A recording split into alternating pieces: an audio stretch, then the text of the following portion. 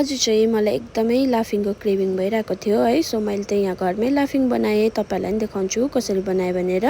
मैले चाहिँ एउटा भाँडामा मैदा लिएर पानी लगाएर मजाले डो बनाउँदैछु है। हामीले डो चाहिँ रोटी खाने डो जत्तिकै बनाउनुपर्छ। यहाँ डो पनि बनाइसकेँ। अब चाहिँ यसमा मैले पानी लगाएर यो डोलाई मजाले धुनुपर्छ है। स्टार्च र ग्लुटेन छुट्याउनुपर्छ। सो त्यही भएर म मजाले धुँदैछु। यहाँ देख्न सक्नुहुन्छ दुध जस्तै भएको छ है। र मैले चाहिँ यहाँ स्टार्च र ग्लुटेन सेपरेट गर्दैछु।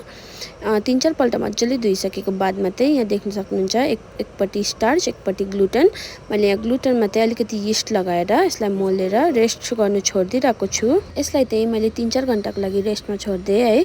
र यहाँ 3-4 घण्टाको बादमा यहाँ देख्न सक्नुहुन्छ स्टार्चबाट पानी सेपरेट गर्दैछु है। र यसमा चाहिँ हाम्रो स्टार्च मुनि मजाले टाँसेको हुन्छ। सो यसलाई चाहिँ कोट्टाएर मैले मजाले मिलाएँ।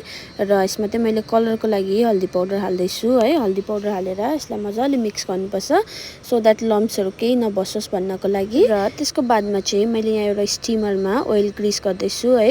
र यसमा चाहिँ मैले यहाँ ग्लुटेन पकाउनु आँटेको छु है, स्टिम गर्नु आँटेको छु।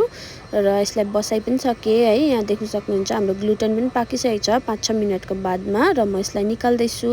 र एउटा स्टिलको प्लेटमा चाहिँ मैले यहाँनिर अघिको स्टार्चको मिक्सचरलाई राख्दैछु है। यसलाई चाहिँ ठिक्कै क्वान्टिटीमा राख्नुपर्छ।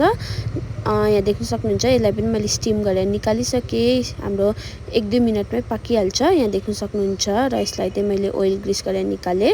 र यहाँ चाहिँ मैले चिली ओइल बनाउँदैछु है लाफिङको लागि। र यहाँ चाहिँ मैले लाफिङको डल्लै सिड पनि बनाइसकेँ। यहाँ चिली ओइल पनि रेडी छ। र यहाँ चाहिँ छ ग्लुटेनको मिक्सचर है, किमा। र यहाँ चाहिँ मैले भेज वाइवे पनि लिएको छु।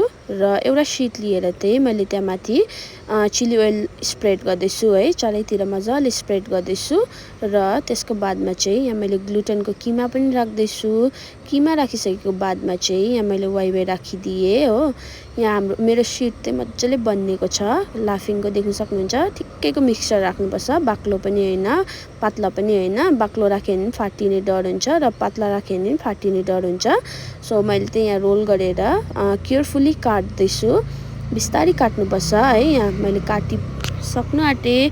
र मैले चाहिँ यो खाएर मेरो क्रेभिङ हटाएँ है। तपाईँहरूलाई कस्तो लाग्यो? Thank you so much for watching.